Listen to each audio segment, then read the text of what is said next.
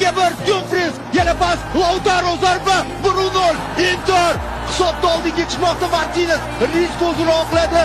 Simon Chalhanogluning zarbasi 2-0 Inter.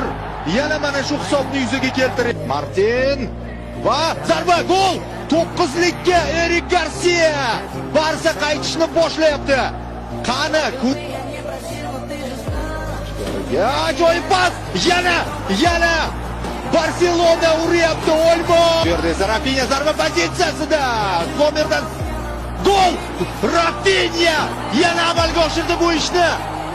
Gol. Oyoqlar orasidan o'tkazmoqchi bo'ldi. O'yin davom etadi. Inter. Uchuch yana. Bu qanday? Pas.